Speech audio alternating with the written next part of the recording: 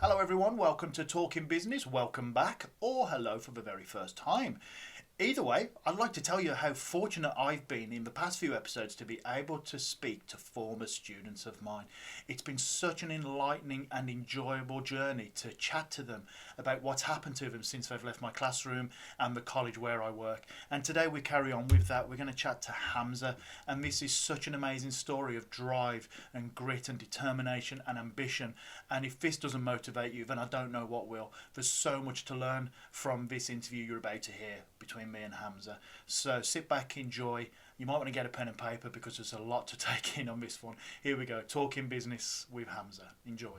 Hello everyone, we're back talking business and we're talking to Hamzah today. Hello Hamzah, how are you? Hi Danny, how are you? I'm very well, thank you very much. It's great to have you here. Now, Hamzah, you were a student of mine. You were in my class about 11 years ago.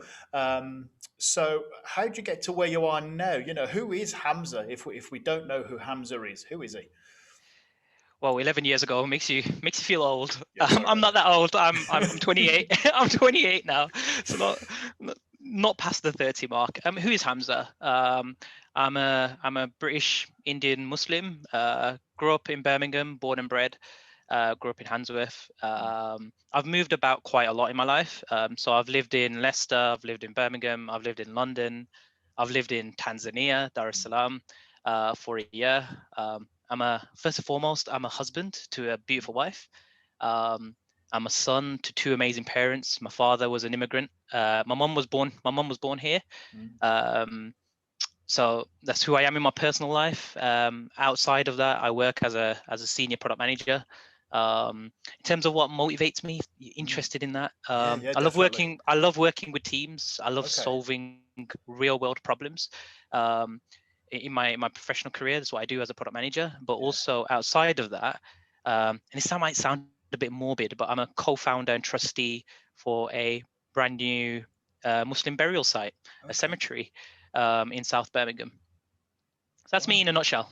Wow, what a nutshell that was. Good grief.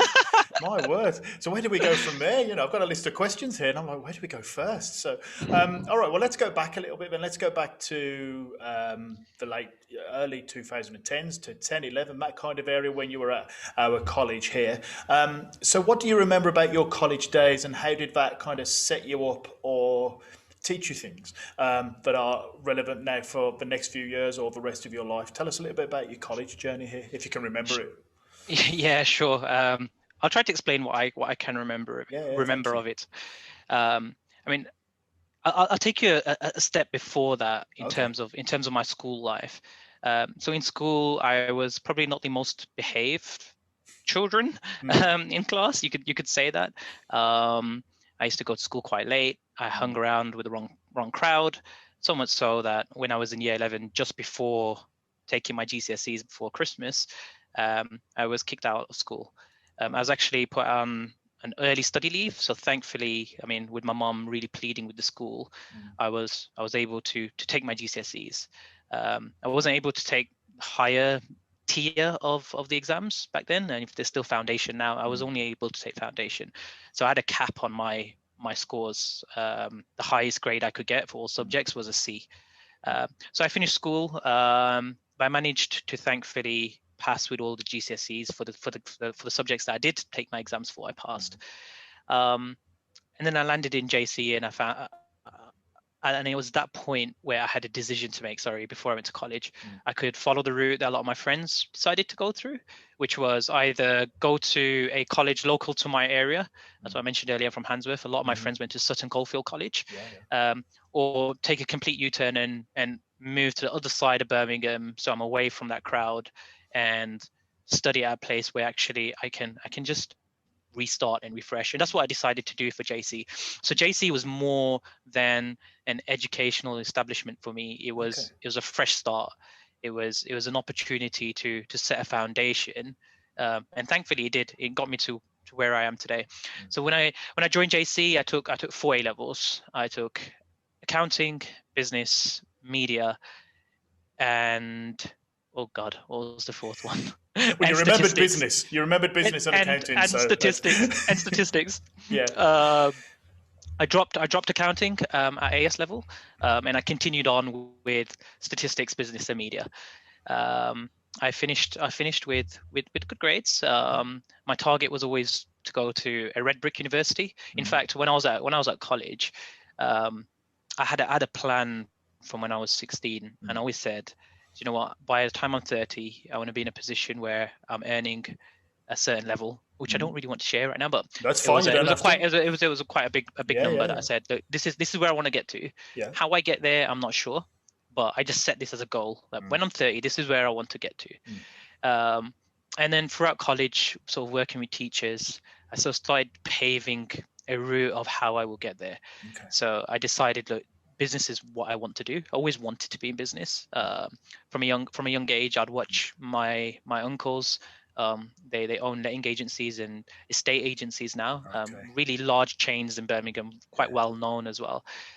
So I watched them always in business. I watched my dad always hustling, trying to make ends meet, and for me that was my motivation. So I finished college. I wanted to go to Leicester University. I always said I want to go to a red brick university. That was the target. Unfortunately, my grades didn't meet the criteria. I needed 2 A's and a B, I think, or 1 A and 2 B's, and I finished with A, B, C. It was a weird case because I don't know if Jill from the business unit, she's still at JC? She's been in and out, but she's gone now. Yeah, well, she's retired now. Yeah.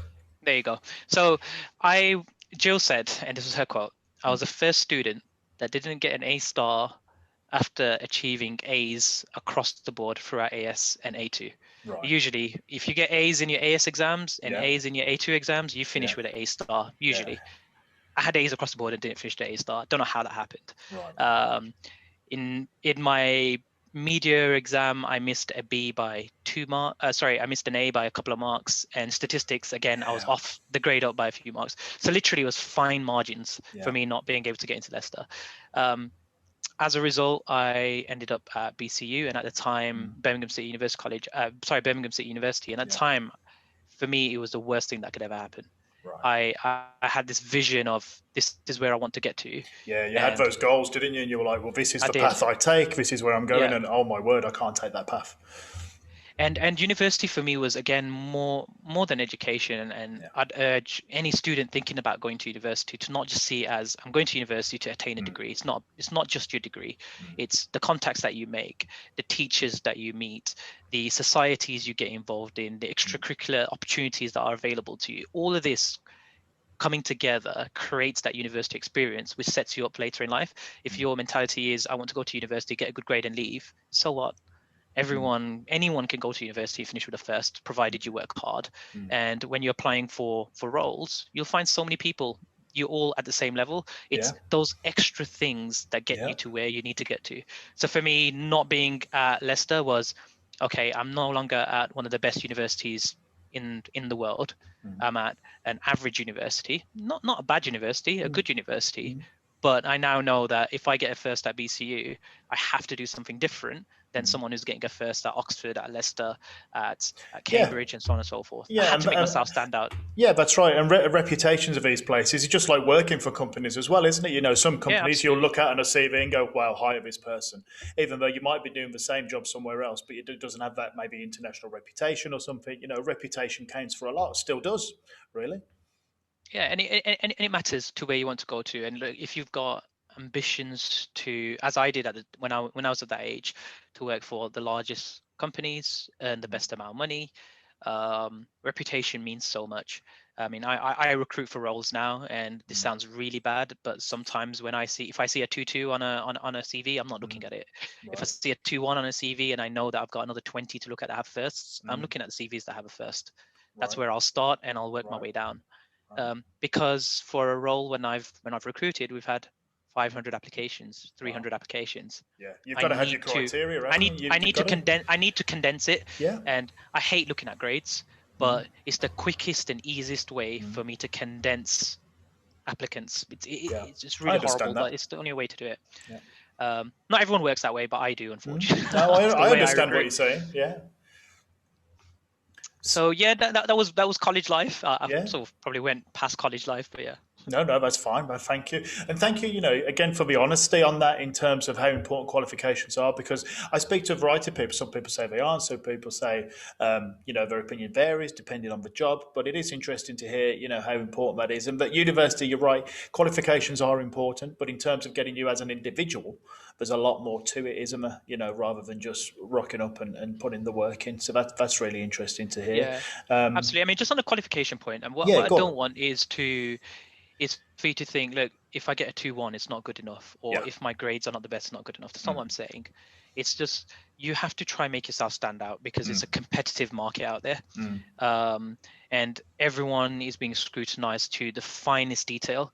So if I was in your position, I would put myself in a position where when it is at that level where you're getting scrutinized to the finest detail, it's not because of a grade where you could have worked a little harder and you didn't achieve what you needed to achieve. And for me, that was my objective always. Yeah. That's really interesting. Such a unique and not so much unique, but honest take on it. And I hope that anybody listening is really taking this in because that is so useful.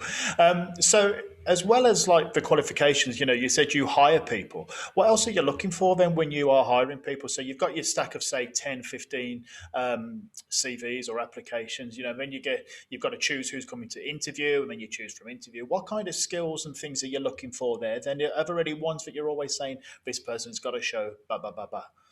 Yeah. So I think once you've got through the essentials, which is, do you have a degree? Have you had an education? What's your experience? Once I've got past that, that gets you through the door. So let's go through what happens when you're through the door. When you're through the door, it then comes down to your key competencies. Right. In fact, when I've interviewed, I rarely ask about your experience because the experience is on your CV. It's Right. now, can you demonstrate the key competencies that we require for this job? And what we mean by that is, can you work in a team? Can you problem solve? Give us examples where you've worked innovatively. Tell us examples where you've worked under pressure, for example. It's those core competencies which we'll ask. And then, of course, what we'd expect from the candidate is they draw on those experiences that they've obtained throughout their career. But then and again, at this stage, what you'd find when you're recruiting for roles, a lot of candidates, your mind becomes cloudy because you're talking to so many good candidates that all have their own unique experiences and have all achieved a great deal in life. Then it comes down to, are you a good fit for us as a business? And usually my decision hangs on that.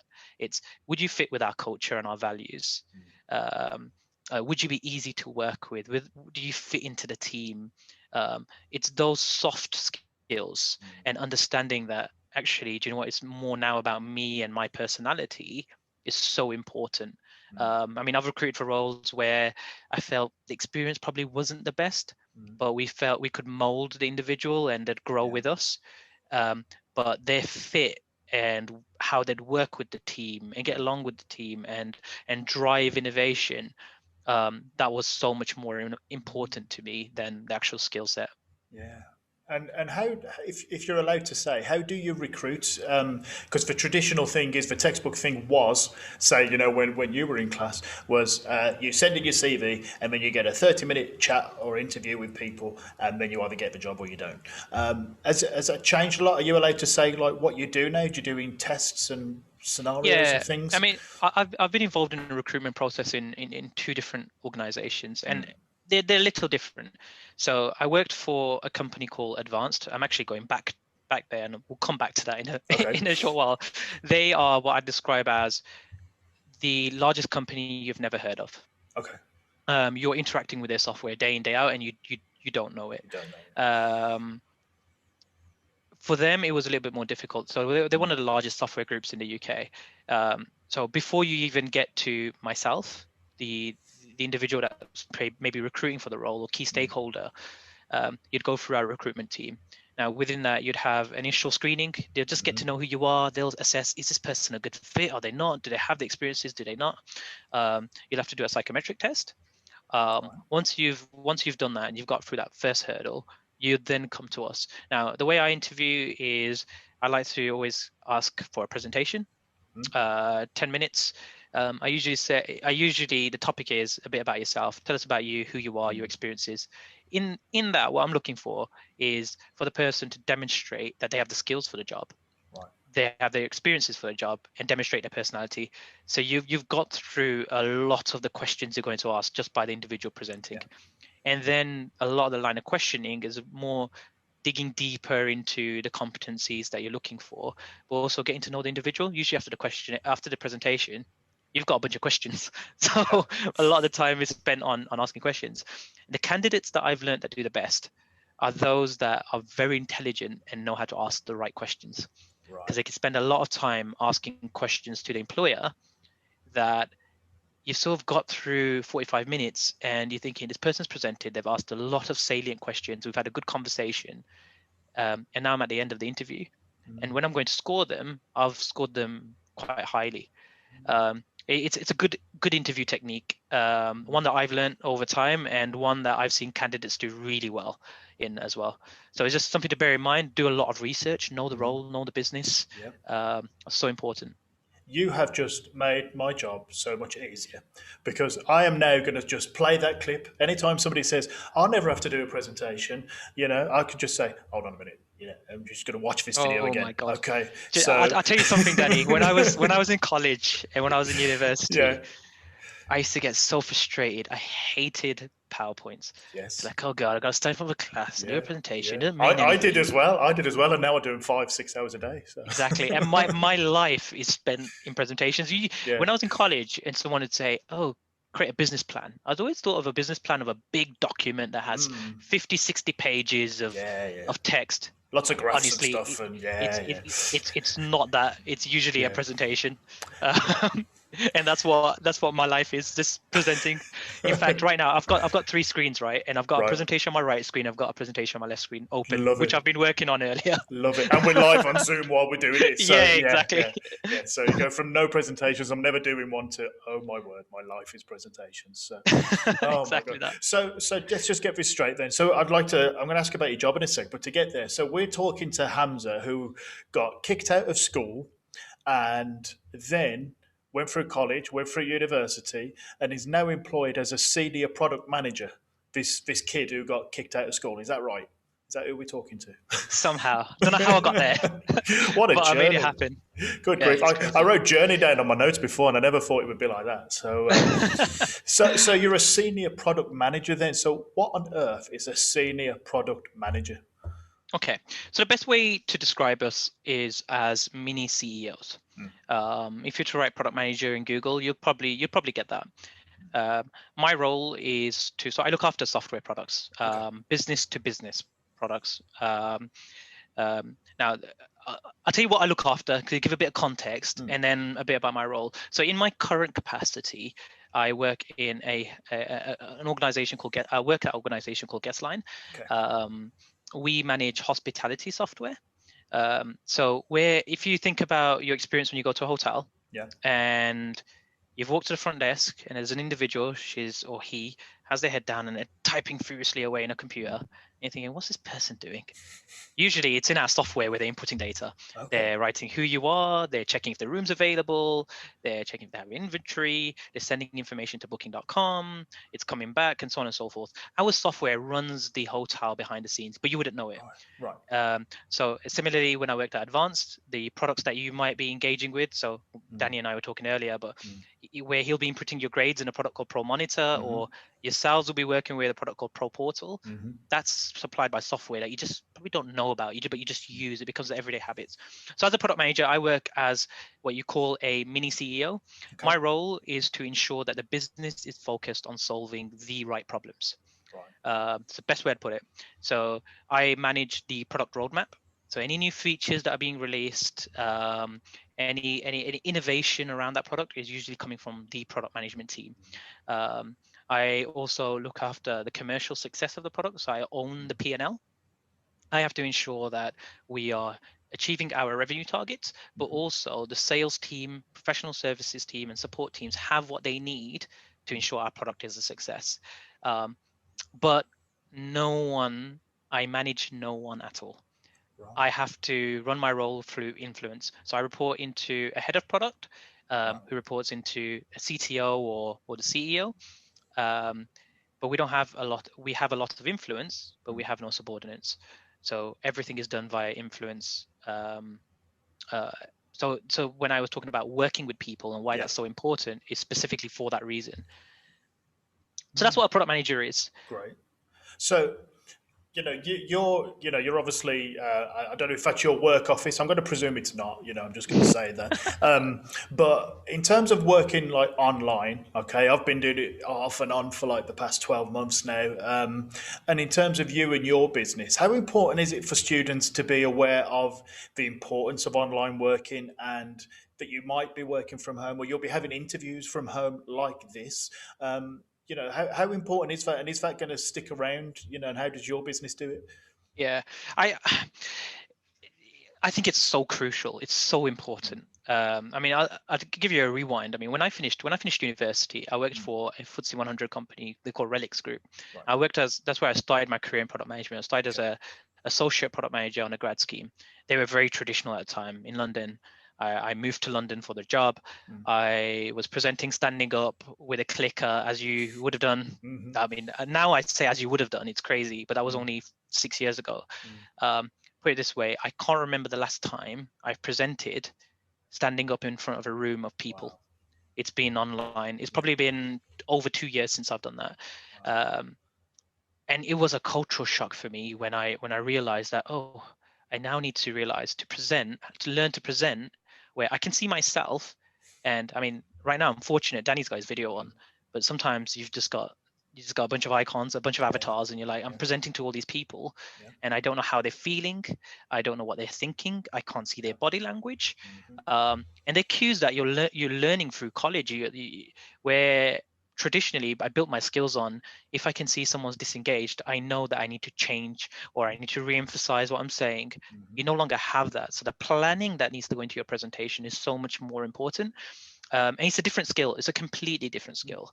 I've worked with people that are fantastic at presentations face to face, poor online, or vice versa. Fantastic online, they're a different person online, but in front of people physically, oh, they're horrid. And doesn't that say then that the skill set needed for it? You say the word presentation, but the skill set you needed to do it, or you need to do it, is very different depending on where you do it, isn't it?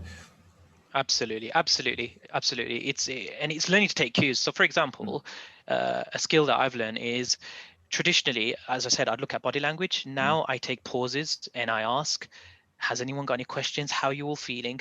Or naturally, sometimes when you're presenting, it's easy to just go blah blah blah blah blah, blah and you get to the end, any questions, and and everyone just sits there stunned because you lost them 30 minutes ago. Exactly. But what I've learned when presenting online, I'm a lot slower.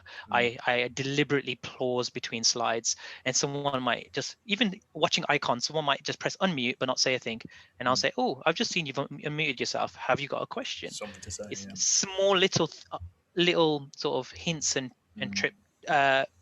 tips I'll give you to just keep an eye out on. I mean, now you've got good functionality such as raise hand and so on and so forth, but it's intimidating when you're online to think, I don't know if anyone else has this question. Am I stupid for asking this question? Yeah, that's right. And even being on the other side of it, it's a completely different experience. Yeah, and it is. I've experienced that as well as a teacher. Obviously, the difference. I think you take for granted when you're presenting face to face, but how much information you're taking in. You're taking in the eye contact and the smile or the frown or the look to the side or the look out the window. You're taking that in, and you don't always realise you're doing it, but it's happening.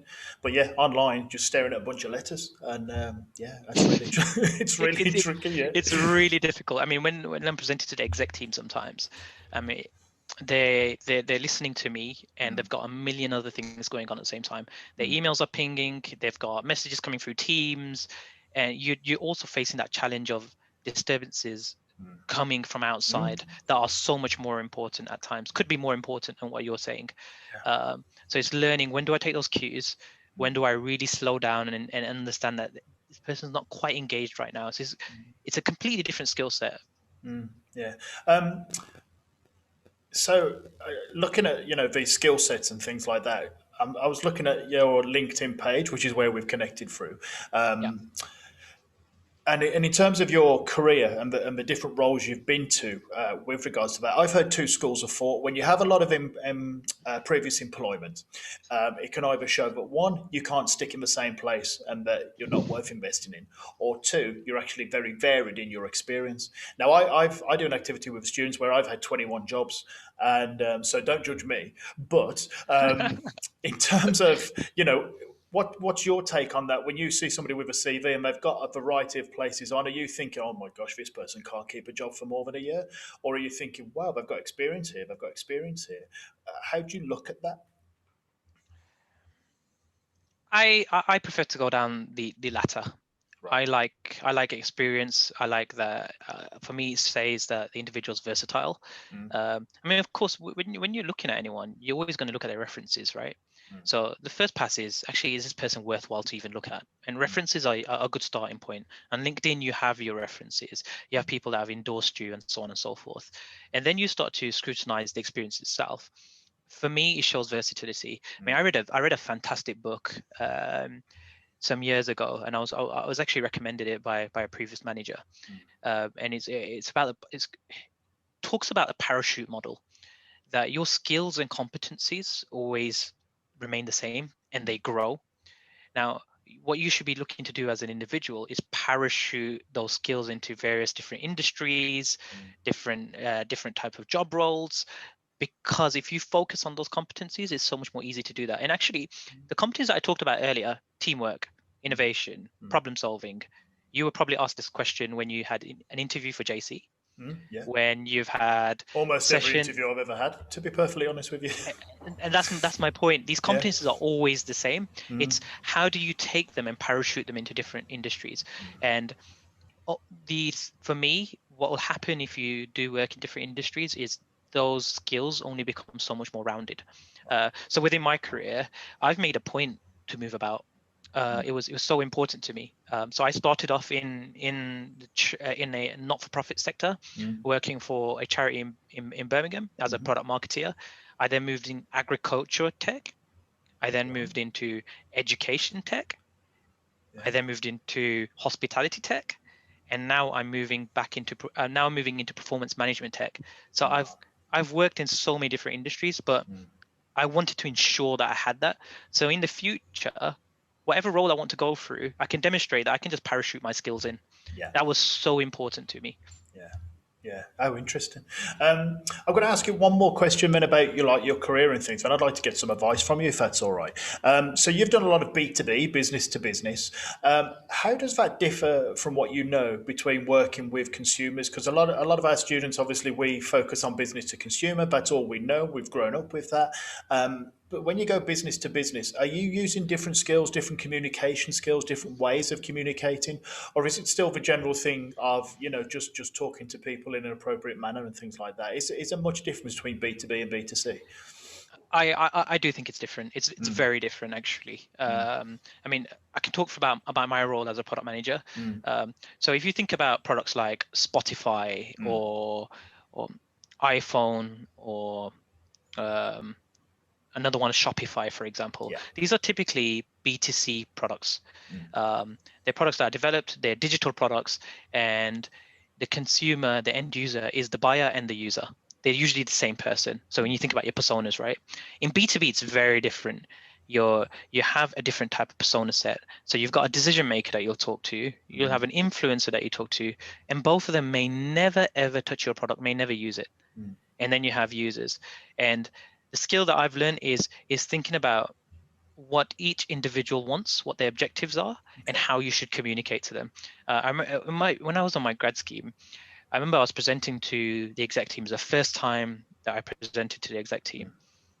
And before I went in, my manager or my tutor at the time, and he had such a big influence on my career.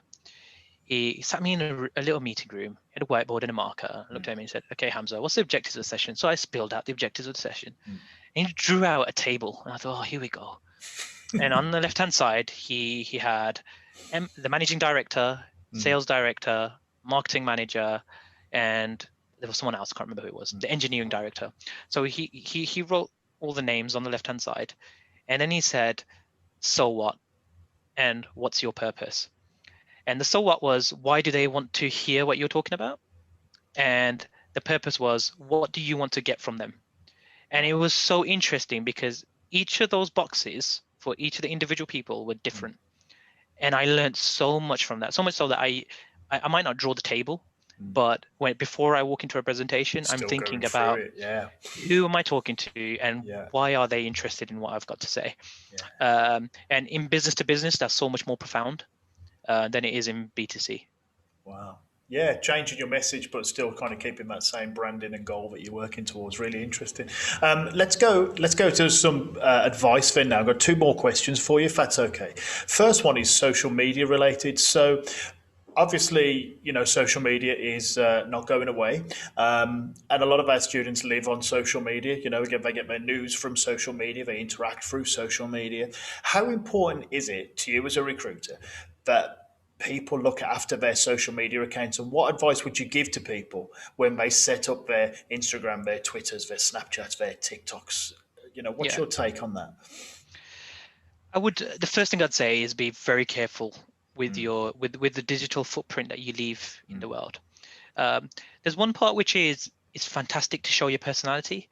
So if you're recording videos on TikTok, that's great. We're not saying I wouldn't advise to stop what you're doing. I would just say be mindful with the messages that you're leaving behind. There's and I see social media as two sides, right? And when I interact with my social media, I deliberately do this. In my personal life, I always try to showcase part of my personality, but not too much.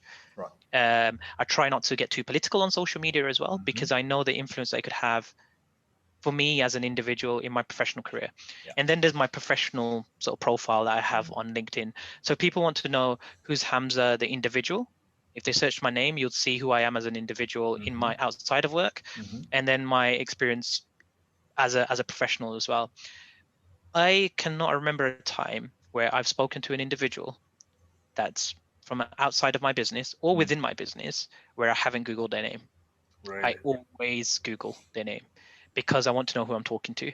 So if I get into I'm not lying. If I get into a meeting with a third party and there's someone who I don't know, the first thing I'll do is I'll go in, I'll write their name in Google, I'll find their LinkedIn, I'll see who they are, see their role. I was like, okay, right. And then I draw that table that I was talking about earlier in my head again. Okay, what would this individual want from me? Why are they interested? Blah, blah, blah, blah, blah. But if I was to write their name and I saw a LinkedIn post, or I think the LinkedIn profile, as well as a bunch of stuff on Facebook, I tell you, I'm going to click on the Facebook because I will talk about it with my colleagues as well. So just be mindful of these things. And I mean, for me, talked about how I was probably a different person when I was going through college and school. I had to go through my Twitter back to God knows when, 2010, 2009, and I deleted a lot of old tweets that I had written.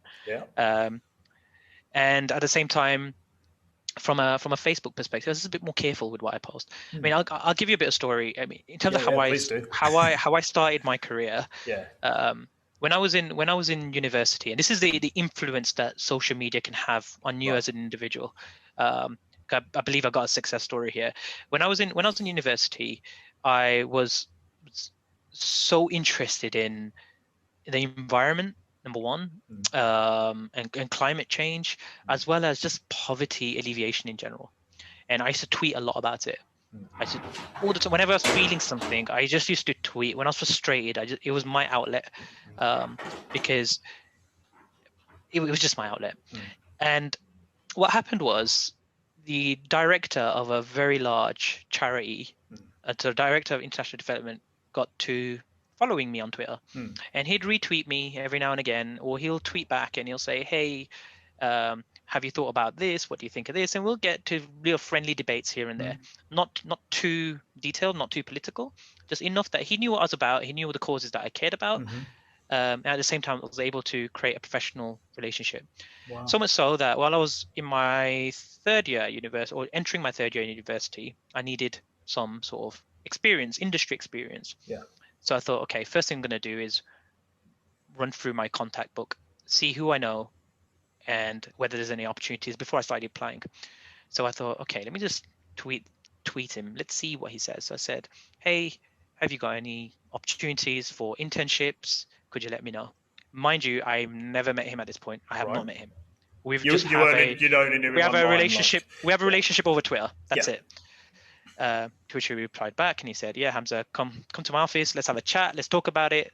I'd love to meet you finally." So I went in. The first time I met him, he said to me, "Hey, Hamzah, like I love what you're interested in. I've seen your experience. We've talked a lot.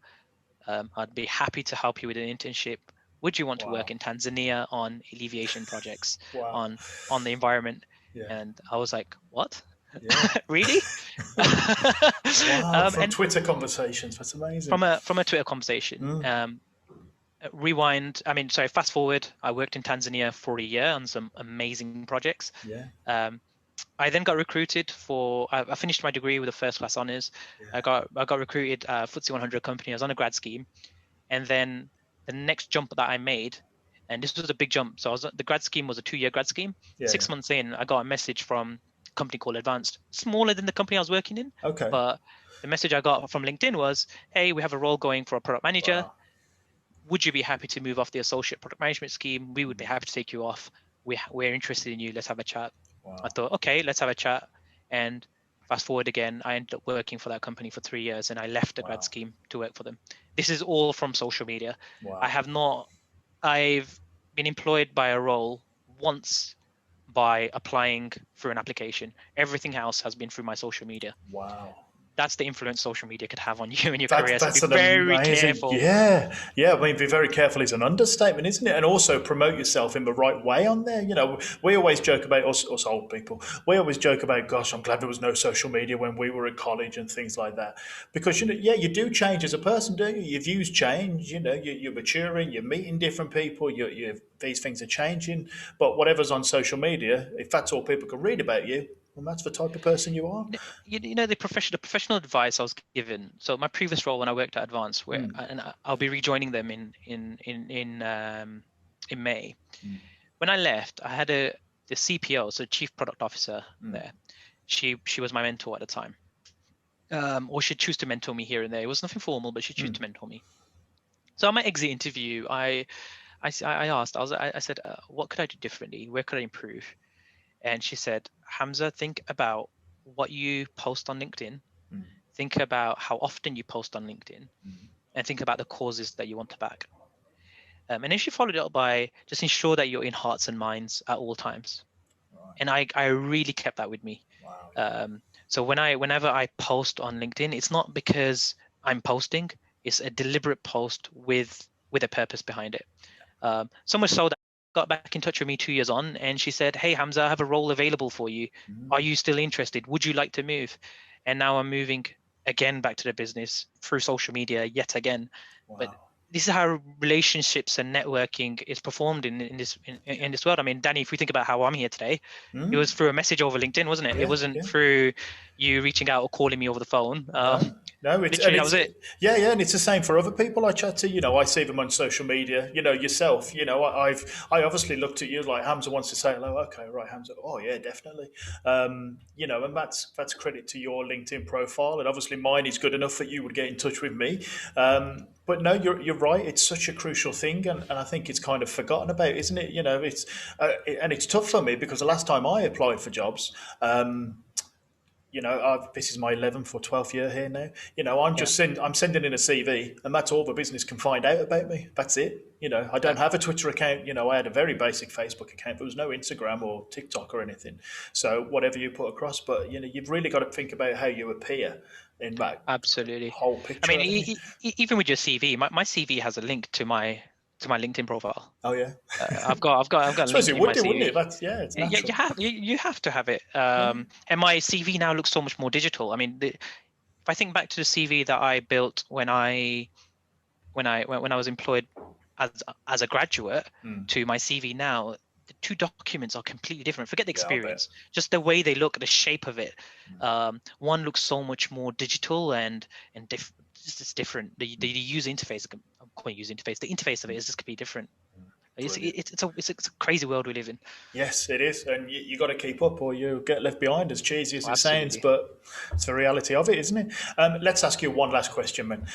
So I'm going to put you on the spot with this one. I haven't prepped you for this one. If you could go back to when you were 17, 18, then finishing up your studies here at the college, and you could give yourself one piece of advice that you wish you'd listened to and taken on board and then carried through, what would that one piece of advice be?